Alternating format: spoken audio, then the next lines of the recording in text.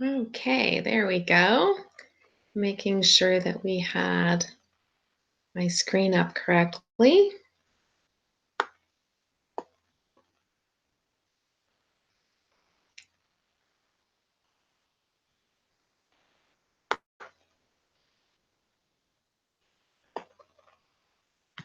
Alrighty.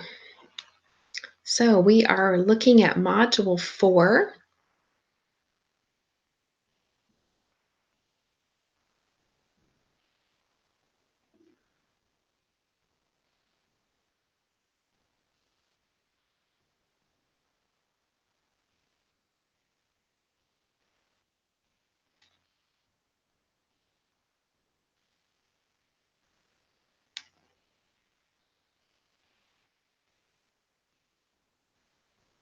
I'm going to close off some of these pieces here. Sorry about that. Okay. Give it 1 second, guys. It's just loading up. I apologize for the delay. So we are going to talk this week about the toddler. And we spoke last week about how language first starts in the infant and how they come here with those reflexive cries and how those emerge into other types of noises and then to cooing and babbling. And then we get to their first birthday and we have their first true words, right? Well, there's a lot more growth that's about to happen in the toddler year, which is the time between their first birthday and when they turn 2. Again, some of the vocabulary that I want you to pay particular attention to this week is echolalia, mirror neurons, deferred imitation, semantics, morphology, pragmatics, syntax, phonology, phonotactics, and fast mapping. So we have the first words, and as we mentioned last week, by the first birthday, we expect babies to have their first true words. Typically, we say the first true words are the ones that come after mama and dada. So they might be some of the ones you see here, like dog, ball, baby, kitty. And of course, babies aren't saying them exactly with precision or in exactly the same manner as adults, but they have a consistent representation that approximates the adult production that is consistent with the particular thing in their environment that they are using this combination of sounds for. Their first words are most often the people and things in their environment. So again, those things that are most salient, most interesting to them. Uh, So we all look for the child's production to come close to how the actual word will sound. So the example that I gave here is the baby says die and points to the dog. We would say that, and it's consistent over time, and they always say that combination, we would say that's a first word. But if they call it a giba, and points to the dog, we wouldn't necessarily call that a word because it doesn't represent something close.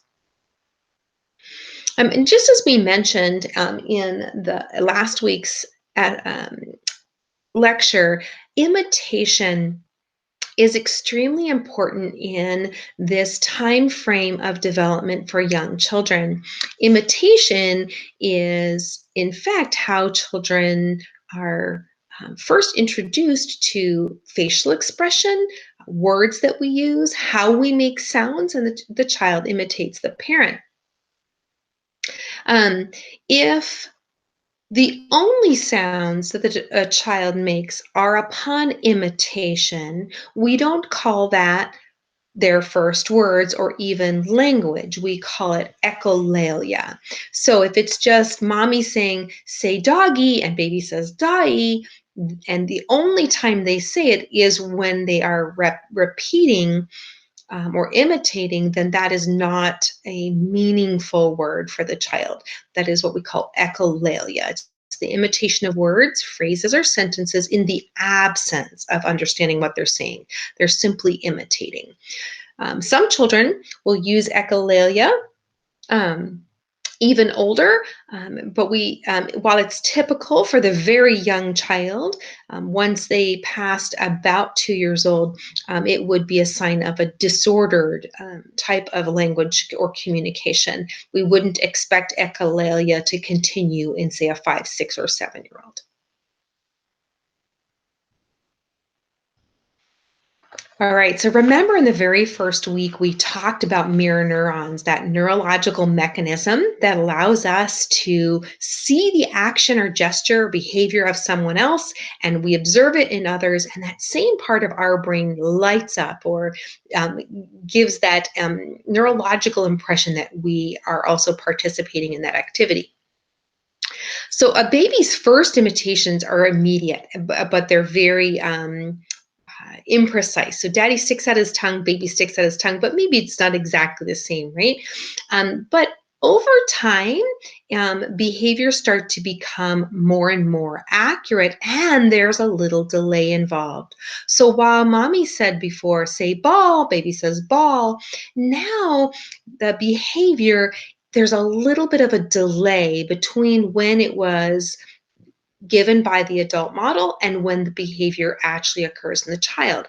And we call that deferred imitation.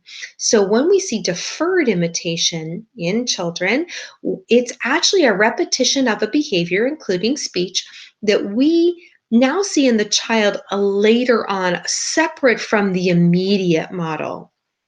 An example might be if baby watches daddy brush the dog, then daddy goes to work, baby goes over, picks up the brush, and tries to brush the dog. So they are imitating the behavior they saw from their parent, but it's in a separated time frame. Baby watches mom stir a pot on the stove. Baby takes a bowl that there is in the kitchen or maybe on a table, and they stir in the bowl with that same motion. Again, not happening right at the same time or even in the same location, but it's a behavior that they're imitating. So deferred imitation is also used in language. So as a child goes past when mom just says, say ball, say doggy, now the child is saying those same productions, but in a different time, different location, and a little bit separate from that immediate model. And that's called deferred imitation. Um, Babies do imitation and deferred imitation with their motor movements or routines. So let's take a look at a couple of, whoops, I didn't mean to do that one, sorry. Let's take a look at a couple of these. So you see a little boy here, he's feeding his baby doll. He's doing that because he's watched an older adult feed an infant. Okay, so let's watch this little one as you watch her imitate language that she has seen from another adult.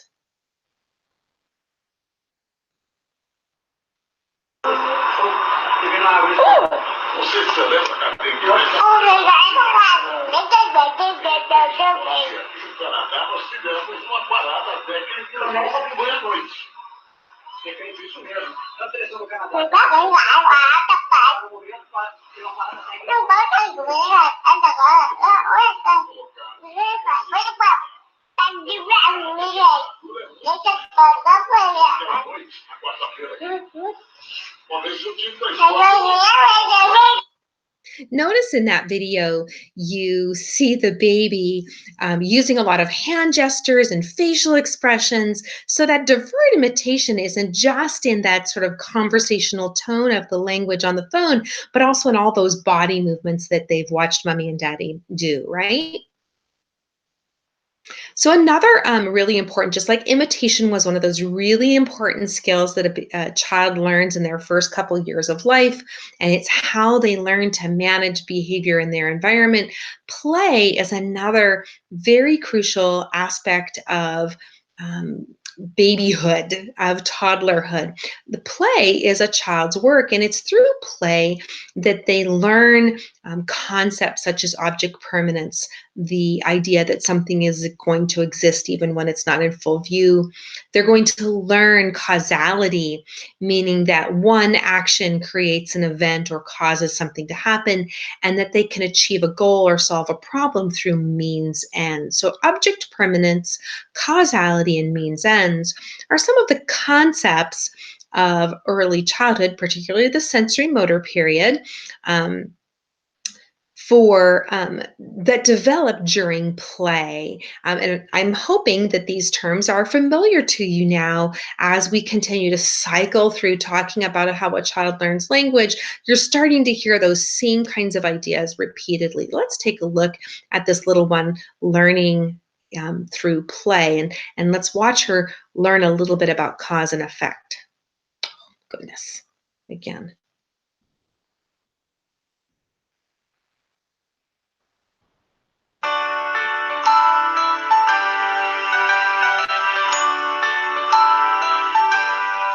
Why is cause and effect so important? Developing cause and effect is important as your baby learns that his behavior and actions result in a response from a parent. For example, when your infant cries, you respond by picking him up, changing, or feeding him. Your response to your child's early communication is important for him to learn the cause and effect relationship. Later, babies begin to explore objects such as shaking a rattle to hear a sound. This is your child learning that shaking causes the sound. The cause and effect relationship develops your child's cognition, exploring the world. Learning how to make things happen is the foundation of problem solving. Your child will learn that when he calls, you will come. Babies will begin to explore cause and effect toys by pressing buttons and shaking and batting. You can encourage your child to explore cause and effect relationships by offering toys. Babies will also discover object permanence. Object permanence means that the child knows an object still exists, although they can't see it. So by dropping objects from their high chair and waiting for your response to pick up the object, they are demonstrating object permanence. Toddlers will begin to solve problems using cause and effect by opening and closing, trying to flush the toilet, stacking and knocking down blocks, pushing buttons, and pushing cars.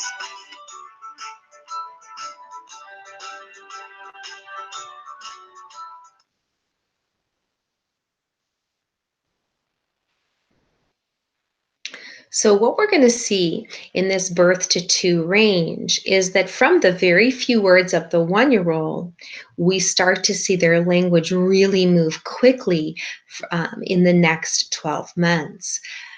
Part of that is the child who is one is moving. They're crawling, they're walking, soon running, and their language moves in that similar pace. They start to learn and use language not just in single words, but they also start to have a variety of vocabulary words, but also the order in which words are produced. Little bits of grammar start to emerge and they start to be able to connect one word to the other in order to form simple sentences. And the very, very beginning of pragmatic language, such as politeness markers, that help them manage the social world in which they are born into. So while we've talked about the first part of the sensory motor period in terms of language development, now between 12 to 24 months, we're going to start to see changes that again demonstrate increased language competence from the growing toddler.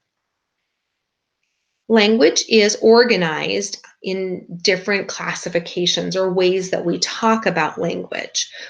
These are vocabulary words that as you move forward in this career, it's important for you to know what they mean because we use these terms a lot. You'll hear the word semantics. Semantics means essentially word knowledge. It's how we understand and use words. You might think of it as a synonym for vocabulary, and you would be pretty close. But it's not just the word itself, it's also the understanding of the word, how the word is used. So, semantics is one of the ways we organize language. Another way we organize language is talking about the order in which we put words in a sentence. There are rules that tell us we don't say who it is when someone knocks on our door. We actually say Who is it? There's a rule to that, and that's called syntactic order or syntax.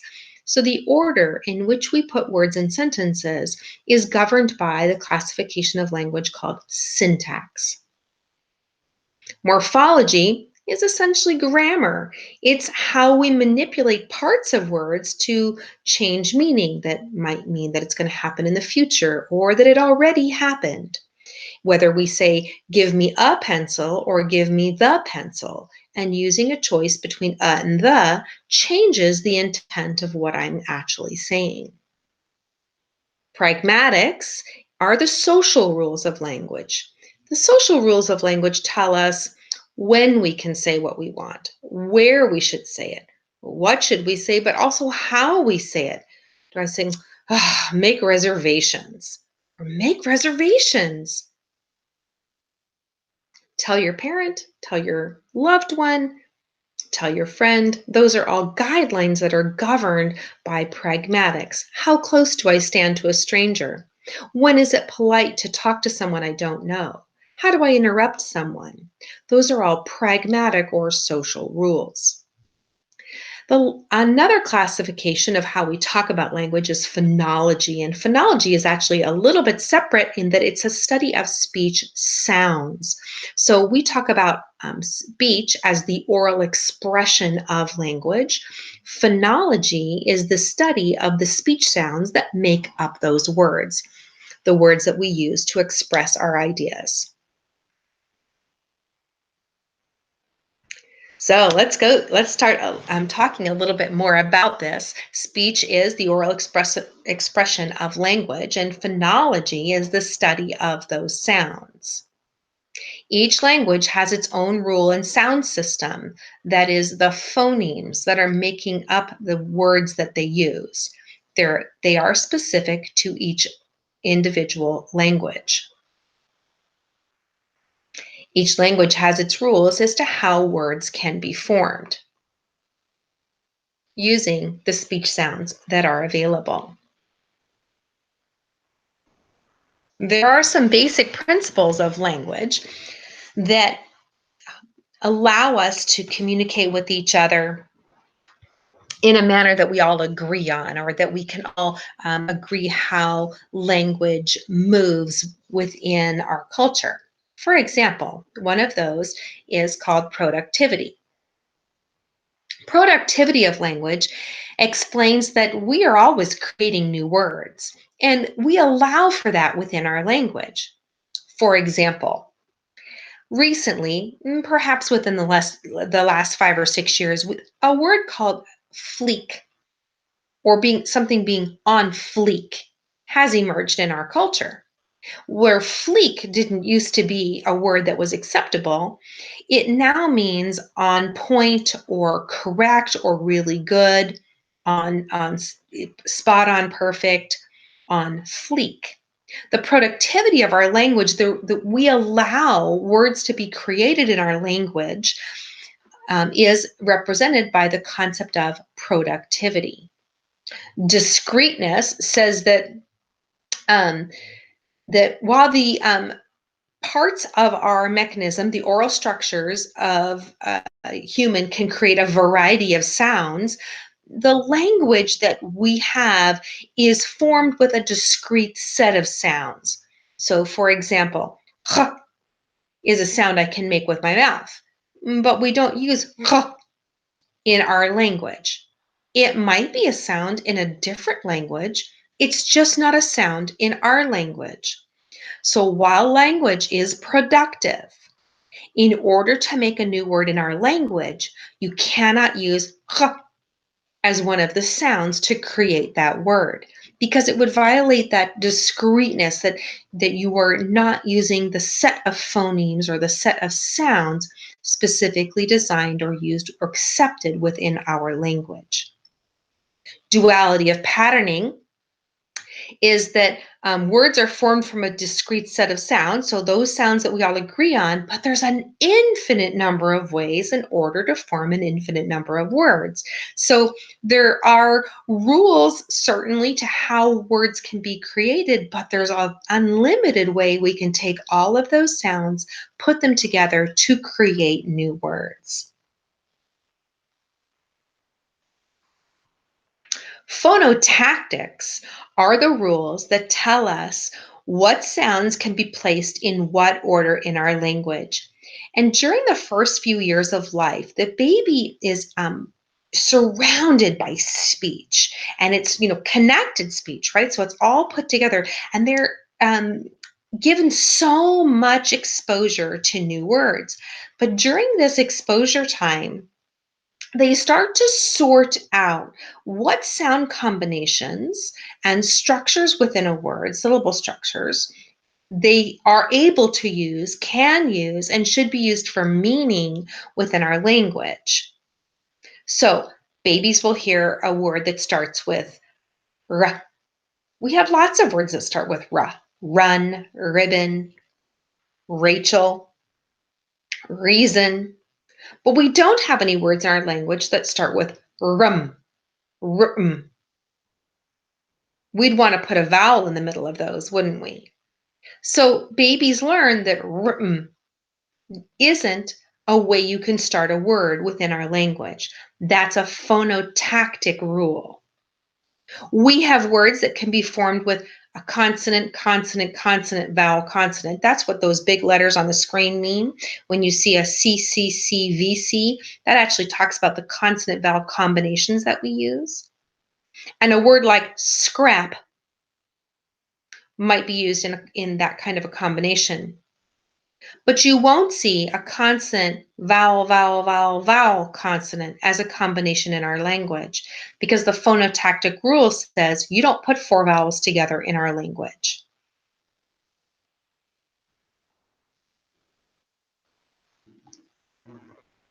So that's just a little taste of phonology, and we're going to talk more about that soon.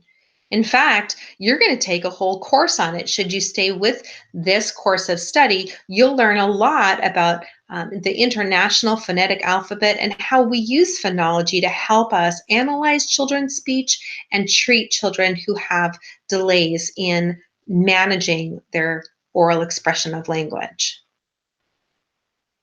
So, one of the most remarkable things that's going to happen in this next 12 months, that 1 year to 2 years old, is the acquisition of words.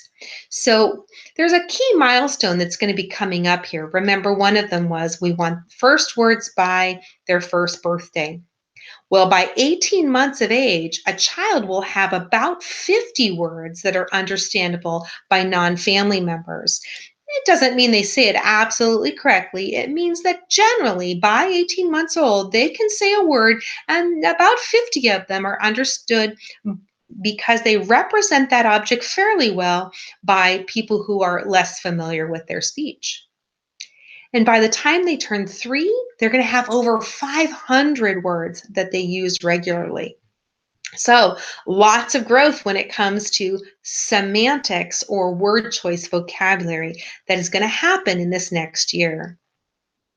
Well, how do they acquire so many words? Children gather, remember, we talked about children being bombarded by words within their environment, right? Well, children gather information not just about sounds, but also about words. When they hear a word for the first time, they store it. And the more that they encounter the word, they gather additional information about that word. So they kind of use a process of elimination by sorting through what they already know from what they don't know to make a decision about this new word that they don't know.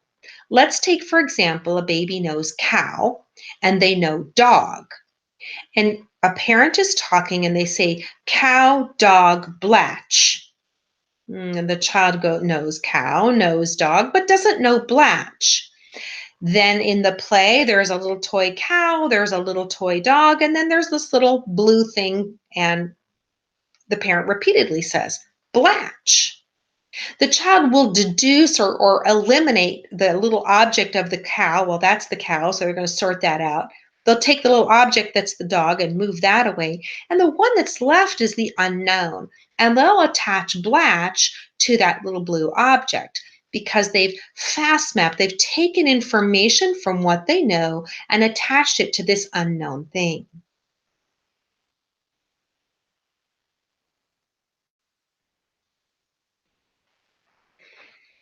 So, like we said, this birth to two, this the baby starts moving, right? They're walking, they're starting to, or they're crawling, they're walking. Now they start to run, and when babies move, right, they don't walk and run like adults do, but we recognize it as the behavior, the movement, right? Well, in the same way, that's how language kind of comes too. So while they get the idea, the general idea that words happen to move in an order, and they start to acquire words that are pronouns and adjectives and tense markers, they start to get it. It comes out a little bit different than how we would expect adult speech. And it's just the evolution, just like with their motor movements of going from walking to um, running to moving about like other adults do.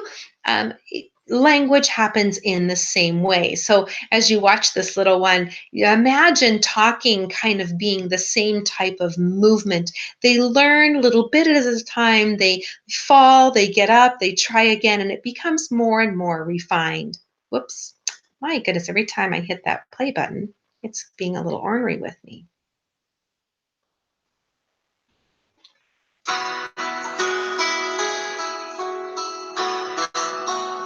So those hesitant first steps, labeling words, getting a little bit better, putting, whoa, getting things connected. Oh,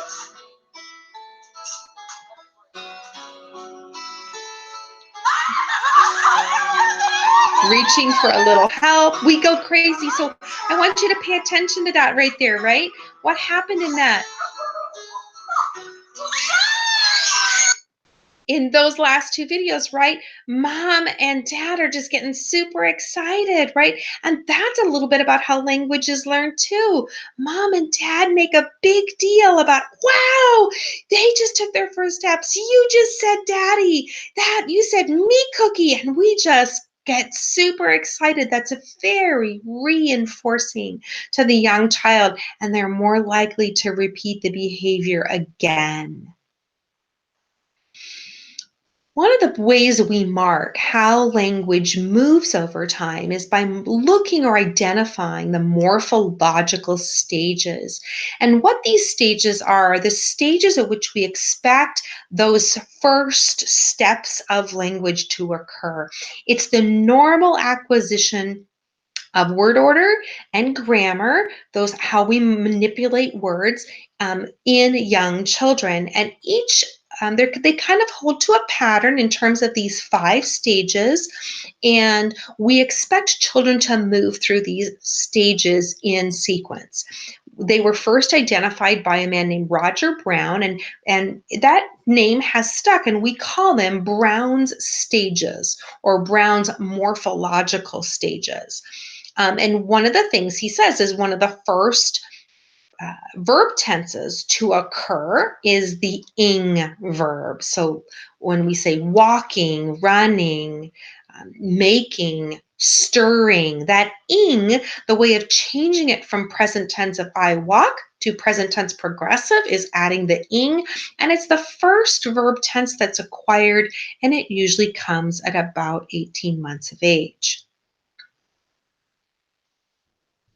Little toddlers that 1 years old to two, you're going to hear lots of mistakes when they talk about past tense verbs like eds or using pronouns he, she, him, her. They'll use those incorrectly.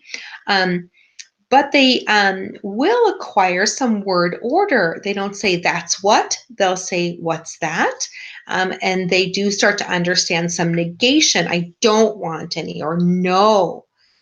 they start to be able to understand how to use some of those other pieces of morphology. Brown stage one usually comes after the child has a base of vocabulary. So they've learned a certain number of words. Remember, how old should they be when they have about 50? Hopefully, you said 18 months. So, about 18 months, we start to see them go through these stage one developments about how their sentences start to look. When I show you the charts, what I want you to do is to look at the header that says communicative intent. So that's going to be examples of what the child might have said. So maybe their intent behind their message, okay? But then you can see the example of what they actually said in the middle. And how we classify it is going to be on the left-hand side. So nomination is them kind of saying, like, I'm labeling or giving a name to an object. It's often followed with or paired with a gesture. They say that car when their intent was that is a car. Recurrence, more juice, meaning they want something to happen again. And there's three types of negation: denial, rejection, and non-existence. And they use each of these types of negation for a different purpose. They'll say, no, I don't want it. R- um, it didn't happen, or it's gone. And here's some more on this page that you can take another look at. And these will become important as you move forward in working with young children who are developing language, so that you can see, what do we expect to happen first? Well, one of the things we expect to happen first is that there is a subject and an action. So that beginning sentence structure, right? Of a subject verb, that daddy kiss. And so there is uh, the building blocks here, right, of a beginning sentence. We're going to talk a lot about morphology over time. And as we talk about the preschooler, which we're going to classify in the terms of, say, that 3-year old to about 15 months, 59 months old, we'll talk about the preschooler, and we'll discuss more about how morphology develops at that time. So, in general, during this toddlerhood, I want you to really note what really has happened. They developed a lot of words. And just as their motor movements were a little wobbly, so is their language. It's not perfect. It's starting to build. They're starting to become better at it. It gets to be a little bit more proficient. Um, and by their second birthday, we expect words to be combined together. Just like if we go back and take a look, what you'll notice under the examples is a lot of two-word utterances, right? And that's one of the markers here of this first stage of morphology, is that by 24 months, you start to see that this young toddler has started to put words together. And that's one of the other markers of this second year. So while 50 words together, or 50 words understandable to non-family members by 18 months, 2 words together by their second birthday. All right. Have a great night, everyone, and we'll see you next week.